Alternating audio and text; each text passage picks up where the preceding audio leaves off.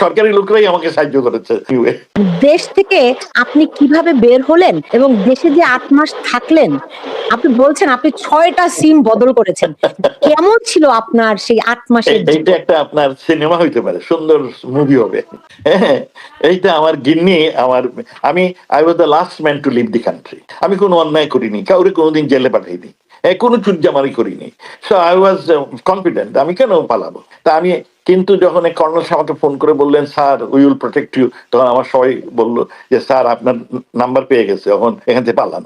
হ্যাঁ, যাই হোক, তারপরে বিভিন্ন জায়গাতে কোনো আত্মীয় স্বজনের বাড়ি থেকে যাইনি, কারণ আমার সব আত্মীয় স্বজন পাবলিকলি নোন, সবাই সবার তাদের চিনে। তো আমি অন্যান্য লোকের ওই যে এনবিআর নাকি বলে জানি ভাড়া পাওয়া যায়, ওই সব বাড়িতে ছিলাম। এবং সুখের বিষয় বিএনবি ওই যে মানুষের ঘর রাখে ভাড়া দেয় আর কি, ১ সপ্তাহের জন্য, ২ সপ্তাহ, ১ মাসের জন্য, কি বলে যেগুলো রে। হ্যাঁ, এইটা আমার খুব কাজে দিয়েছে। আর এইটার একজনের মালিকের সাথে দেখা হয়েছিল।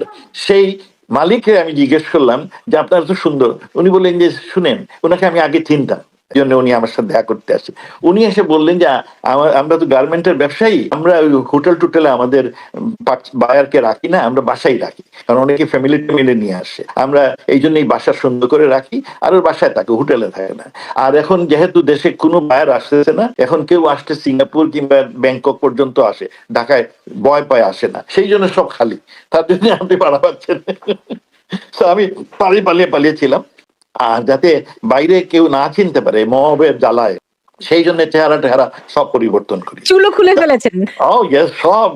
তাও আপনাকে বলি, এই যখন নাপিতের কাছে গেলাম, সুতরাং এক বাসায় গেলাম সার্টেন টাইমে, ওই বাসায় এক নাপিত আসলো।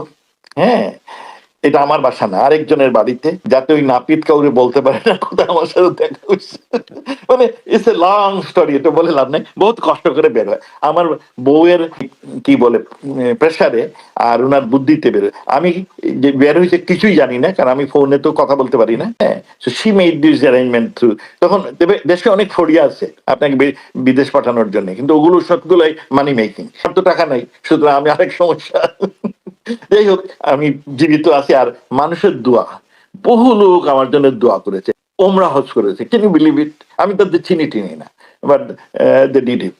তো এই বেঁচে আসছি, আর এখানে আমার ছেলেমেয়ের উপরে আছি। হ্যাঁ, সরাসরি শাহজালাল থেকে এসেছেন নাকি অন্য কোনো বিমানবন্দর থেকে? না না, বিমানবন্দর টন্দর তো আপনি যাইতেই পারবেন না, দ্বারের কাছে যাইতে পারবেন না। হ্যাঁ, এটা পালায় আসছি। কিভাবে সেটি বিভিন্ন ভাবে পালায় আসছি, একটু বলেন না শুনি। বিভিন্ন ভাবে পালায় আসছি, বলা যাবে কোনো এক সময়। এখনো বলতে যাচ্ছে না? হ্যাঁ, এখনো বলতে চাচ্ছি না, কারণ সরকারি লোকরাই আমাকে সাহায্য করেছে। আচ্ছা, বুঝতে পেরেছি।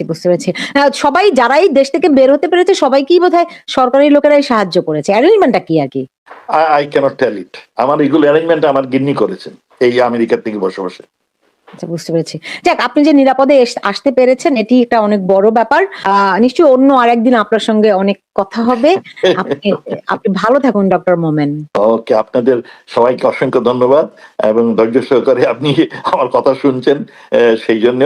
আমরা সাদাসিধা মানুষ, দেশটাকে বাঁচাতে হবে, আর আমরা দেশটাকে জঙ্গি দেশ বানাতে চাই না। এই ব্যাপারে সবার উদ্যোগ নেওয়া দরকার। কি আপনি কোন দল করেন না করেন, ইট ইজ সেকেন্ডারি।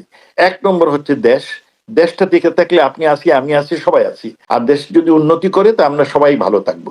এবং এইটার জন্য আপনাদের, কিন্তু আমি যে নিশানা দেখতেছি সেটা খুব ভয়ের কারণ, সেইটাকে আমাদের উদ্ধার দরকার।